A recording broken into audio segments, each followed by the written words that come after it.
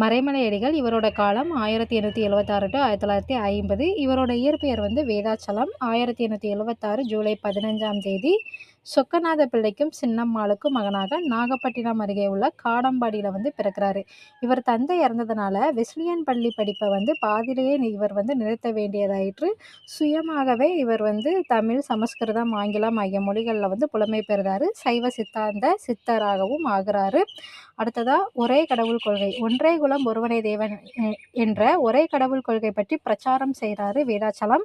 1911 இருந்து சன்னியாசி போல உடை உடுத்த தொடங்குறாரு. எப்போ இருந்துன்னா 1911 இருந்து அவரோட பெயரை வந்து சுவாமி வேதாச்சலம் அப்படின்ட்டு மாற்றிக்கொண்டார்னு சொல்லியிருக்காங்க.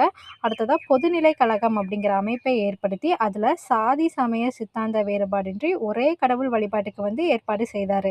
எதுனா பொதுநிலை கழகம் அப்படிங்கிற அமைப்பை ஏற்படுத்தினது மறைமலையடிகள். அடுத்ததாக ஞானசாகாரம் அப்படிங்கிற மாத பத்திரிகையின் மூலமாக தன் முற்போக்கு சைவ சித்தாந்த கருத்துக்களை வந்து பரப்புறாரு. சுவாமி வேதாச்சலம் சமஸ்கிருதம் கலவாத தனித்தமிழ் இயக்கத்தை வந்து துவங்குறாரு.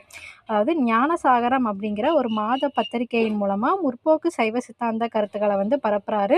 அடுத்ததாக சமஸ்கிருதம் கலவாத தனித்தமிழ் இயக்கத்தை வந்து துவங்குறாரு. ஞானசாகரம் என்ற பத்திரிகையோட பெயரை வந்து அறிவுக்கடல் அப்படின்ட்டும் தன் பெயரை மறைமலையடிகள் எனவும் பெயர் மாற்றம் செய்கிறாரு மறைமலையடிகள். தனித்தமிழ் இயக்க தந்தை என்று அழைக்கப்பட்ட மறைமலையடிகள் பிராமண அல்லாதார் தமிழ் இயக்க தந்தையாகவும் கருதப்படுறாரு. மறைமலையடிகளாரோட சீடர் வந்து இளவழகனார். இவர் வந்து சைவ சித்தாந்தமும் சுயமரியாதையும் ஒரே நாணயத்தோட 2 பக்கங்களை போன்றவை அப்படின்னு சொல்கிறாரு இந்த இளவழகனார்.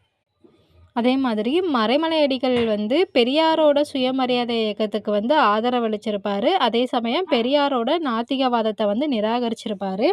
அடுத்ததாக நாத்திகமற்ற பகுத்தறிவு நாட்டுக்கு நல்லது என்றார் மறைமலையடிகள். நாத்திகமற்ற பகுத்தறிவு நாட்டுக்கு நல்லதுன்னு சொன்னார் மறைமலையடிகள். பகுத்தறிவற்ற நாத்திகம் மக்கள் முன்னேற்றத்துக்கு ஏற்றதல்ல அப்படின்னு சொன்னவர் பெரியார். நன்றி.